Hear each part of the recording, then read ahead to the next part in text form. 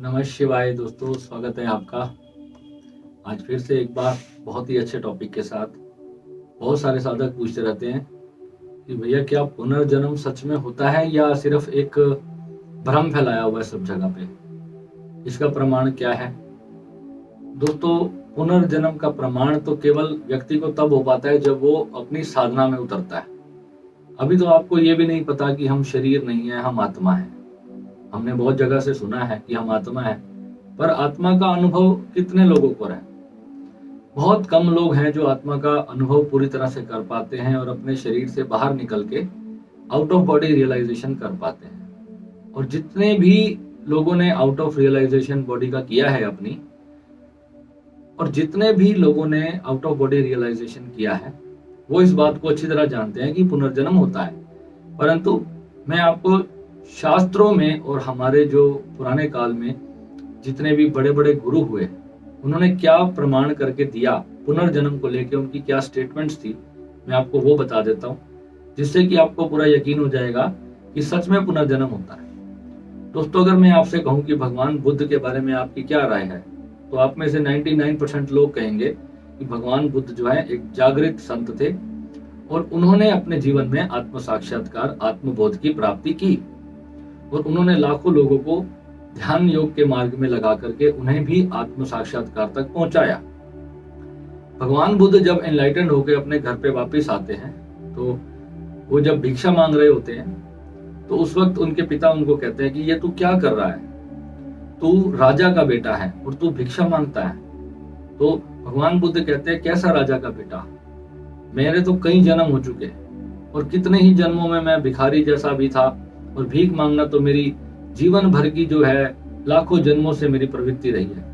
और अभी तक मैं सिर्फ सच्चाई के ज्ञान की भीख मांग रहा था, और आज तो मैं केवल अपने शरीर का निर्वाह करने के लिए भिक्षा मांगता हूँ। तो राजा जो शुद्धोधन थे, जो बुद्ध के पिता थे, तो वो इसको ऐसे कहते हैं। तो बुद्ध का जो ये उत्तर होता है, बुद्ध उनको बताते हैं कि मेरे बहुत सारे जन्म हो चुके, न जाने मेरे कितने पिता आए और कितनी बार मैं पिता बना और वो मेरे पुत्र बने। तो ऐसा मेरा कोई संबंध किसी जड़ वस्तु के साथ इतना गहरा नहीं है कि मुझे उसके लिए अपना अध्यात्म छोड़ करके वापस संसार में आना पड़े। दूसरा, जब भगवान श्री कृष्ण अर्जुन को गीता में कहते हैं कि तेरे कई जन्म हो चुके हैं और मेरे भी कई जन्म हो चुके हैं, हम लाखों जन्मों से हैं, ऐसा कोई समय नहीं था जब तू नहीं था और ऐसा कोई समय नहीं था जब मैं नहीं था। तो भगवान कृष्ण भी गीता में इसकी पुष्टि करते हैं कि पुनर्जन्म होता है। परंतु जब हम पास्ट लाइफ रिग्रेशन की जो पद्धतियां अपनाते हैं, जब उसमें हम जाने की कोशिश करते हैं, तो उसमें 100% आप लोगों को अपनी पास्ट लाइफ का आप लोग देख सकते हैं और उसको रियलाइज कर सकते हैं, और प्रत्यक्ष आपको अनुभव होता है। और बिना साधना के तो हर शास्त्र में लिखी बात आप झूठी मान सकते हैं, परंतु जब अनुभव हो जाता है तो तब उसको झूठा मानने की कोई वजह नहीं रह जाती। तो मैं इस बात को 100% कहता हूं कि 1,01,000% पुनर्जन्म हमारा होता है। और जब आप अपनी पूर्व लाइफ को देखोगे, तभी आप सिर्फ रियलाइज कर सकते हो कि हमारे बहुत जन्म हो चुके, और ना जाने कितने प्रकार के जानवरों की योनि से हम निकल निकल कर आते हैं, और तब जाके हमें इंसान का जन्म मिलता है। ये बिल्कुल अक्षर अक्षर सत्य है।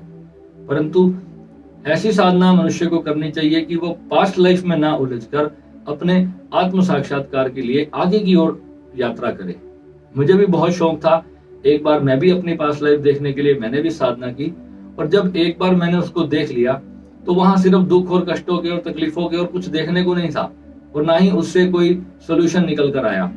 क्योंकि जब उल्टी रील चलती है तो आपको उल्टा ही दिखाई देगा, आप सीधा नहीं दिखाई देख सकते। आपको हर एक चीज पता चलेगी, परंतु वो ऐसा दिखता है जैसे कि आप सपने में कोई चीज देखते हो। जब आप पूरी तरह से अपने कॉन्शियस माइंड में जब आप स्थित हो जाते हो, जो आपकी जो चेतना है, जब वहां से आप स्थित होकर के अपने जो आपका चेतन मन है, आप उसको अपना उल्टा लेकर के जा रहे हो, और उसको बहुत पीछे तक आप वो ना जाने कितने लाख साल पहले आपको ले जाए। क्योंकि जब आपका जन्म हुआ था, जब आपकी उत्पत्ति हुई थी, उस वक्त से लेकर आज तक की आपकी यात्रा है, और वो कोई भी समय आपको याद आ सकता है, और उसको बहुत लंबा टाइम हो चुका है। तो उसमें सिवाय कंफ्यूजन के कुछ हाथ नहीं लगता। तो इसलिए मैं अपने सभी साधकों को सलाह देता हूँ कि पास्ट लाइफ रिग्रेशन में पढ़ना ही नहीं चाहिए। हम जब पीछे जाते हैं तो कईयों को तो बहुत ज्यादा अपनी पास्ट लाइफ याद आ जाती है, तो फिर वो जो है फिर उसको प्रमाण देने की कोशिश करते हैं, और उसमें निकलता निकलता किसी का कुछ नहीं है, क्योंकि आज तक कोई भी देख कर भी जो है उसको क्लियरली बता नहीं पाया, क्योंकि वहां बताने लायक कुछ डाटा ही नहीं होता आपके पास। क्योंकि किस जन्म में कहाँ देख रहे हो, लाखों जन्मों में से ना जाने कौन आपका रिश्तेदार था, और उसको आप इस जन्म में कैसे पहचान लोगे। ऐसी गाँव में आपने बहुत सारी घटनाएं सुनी होंगी कि व्यक्ति को अपना पिछला जन्म याद आ गया। वो ऐसा इस बार हुआ है, ऐसा इसलिए हुआ है क्योंकि उनको अपना जस्ट इससे पिछला जन्म याद आ गया, तो उनकी मेमोरी जो है इतनी शार्प रही होगी कि उन्होंने अपने पास्ट लाइफ के जो रिश्तेदारों को भी पहचान लिया, उन्होंने जा करके अपना गांव भी बता दिया, सब कुछ बता दिया। ऐसे बहुत सारे केसेस हमारे हरियाणा में हुए हैं, जिनमें बच्चों ने अपने पूर्व लाइफ के जो है रिश्तेदारों को ये तक जाके बता दिया कि उन्होंने वो उनकी मृत्यु कैसे हुई थी, उनके घर में रिश्तेदार कौन कौन है, उनके नाम तक उन्होंने बताए। पर ऐसे रेयर केसेस होते हैं कि आपको तुरंत अपना अगला जन्म आसपास के किसी शहर में या गांव में ही हो जाए, ऐसा बहुत रेयरली होता है। और जरूरी है कि अगर ये भी जरूरी नहीं है कि आपको इंसान का ही जन्म मिलेगा, हो सकता है कौन सी योनि में आप चले जाओ, आपके कर्म अच्छे होंगे तो आपको इंसान का जन्म मिलेगा। तो इसलिए भगवान बुद्ध और कृष्ण जो हमारे शास्त्रों में इसको प्रमाणित करते हैं कि हमारी पास्ट लाइफ होती है, और ये मैं भी इस बात को प्रमाणित करता हूँ कि पास्ट लाइफ 100% होती है।